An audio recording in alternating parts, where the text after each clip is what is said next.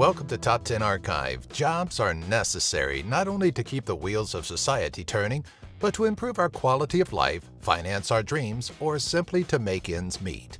Sometimes things don't go as planned and we're forced to enter a new chapter in life. But what if that new course was spurred by a completely unjustifiable and downright plain stupid reason?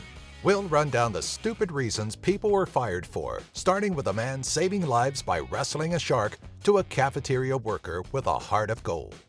Number 10. Wrestling a shark.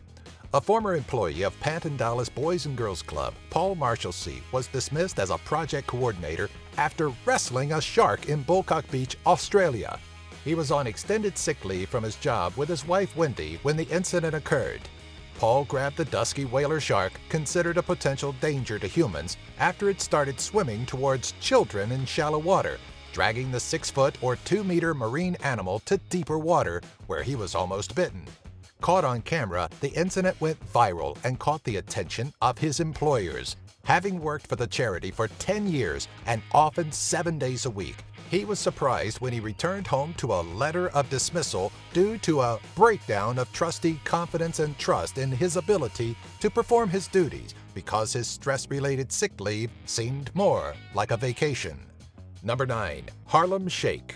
What started as a bit of fun with a growing trend dubbed the Harlem Shake, 15 Australian miners are out of a job when a video posted on YouTube showed 8 workers performing the Harlem Shake underground in the Agnew gold mine located in Western Australia.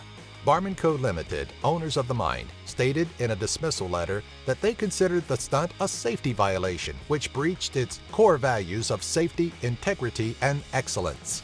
The dismissal letter also contained an affidavit that the mining contractor would not be allowed to utilize or subcontract the dancing men at any of its sites in Australia or elsewhere. When watching the video, it's unclear as to which safety violations were committed, as the dancing miners wore helmets, lamps, and glasses, had oxygen on hand, and no equipment seemed to be in use. Number 8. Refusing vaccination. Occurring at Indiana University Health Goshen Hospital, 8 employees, including at least 3 veteran nurses, were sacked when they refused to take a mandatory flu shot announced in September of 2012, then implemented on December 15th the same year. At least one nurse, Ethel Hoover, tried to file 2 medical exemptions, a religious exemption, and 2 appeals before the deadline, but all were denied. The hospital stated that it implemented the mandate to promote patient safety based on the recommendations from the American Medical Association, the American Nurses Association, and the Centers for Disease Control and Prevention.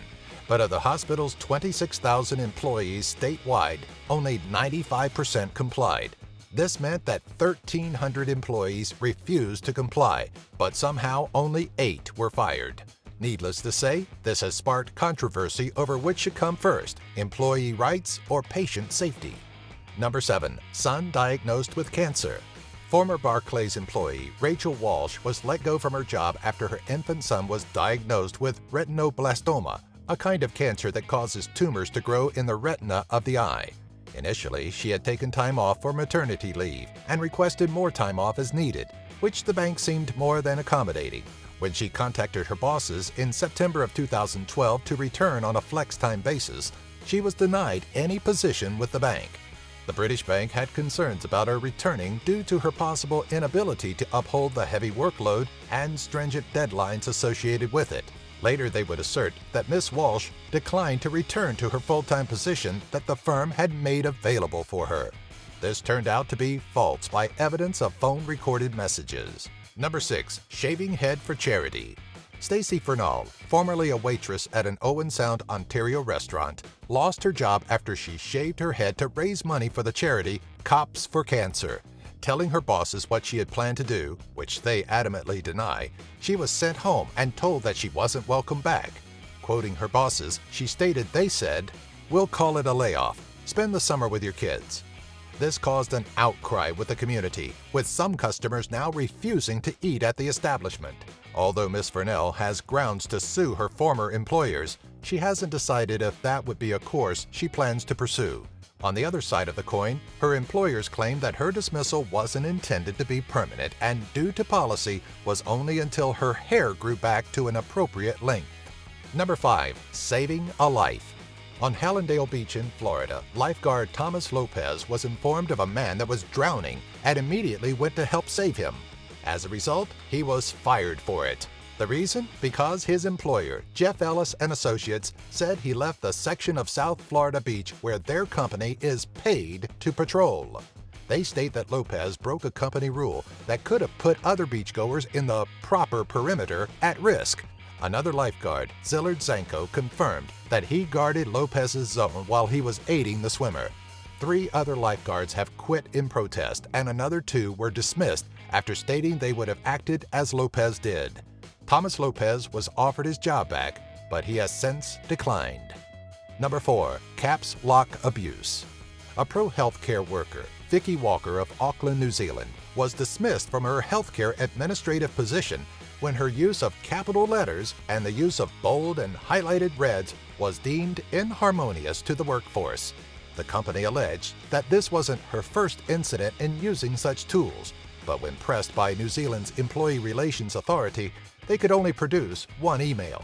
The email was only instructive in nature, spelling out how employees were required to fill out certain forms, with the really crucial parts capitalized and colored in blue, and the time-sensitive aspects highlighted in red and bold.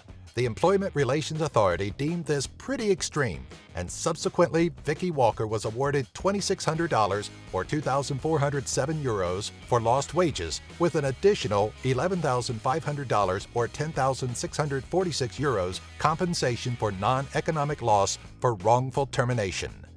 Number 3. Not wearing a Speedo? Roy Lester was forced out of his Jones Beach lifeguard job that he held for 40 years when he refused to wear a Speedo for an annual swim test.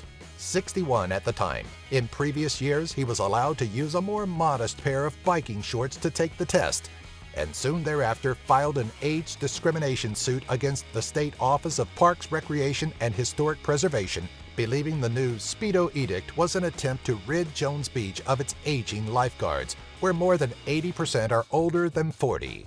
According to state standards, boxer, briefs, or board shorts are required when taking the 100-yard swim test, with more relaxed standards in the city, stating they are only required to wear a bathing suit, size and make unspecified.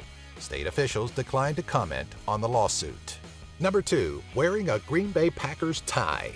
Working at Webb Chevrolet in Oak Lawn, Illinois, car salesman John Stone wore his Green Bay Packers tie after they ended the hometown Bears season in the NFC title game to work the following Monday.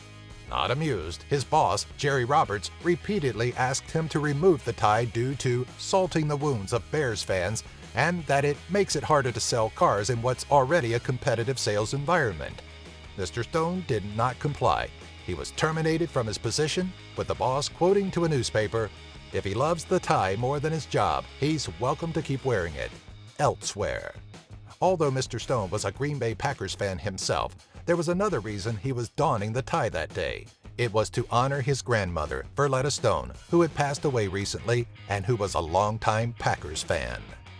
Number 1. Giving food to a needy student. Diane Brain was fired from her cafeteria manager job at Hudson Elementary School in Webster, Missouri, for having a heart of gold. After holding her position for 2 years, she noticed a 4th grader regularly walking through the lunch line without money for food. The student was on the school's federally subsidized free lunch program, accidentally letting his participation expire when language barriers thwarted reapplication.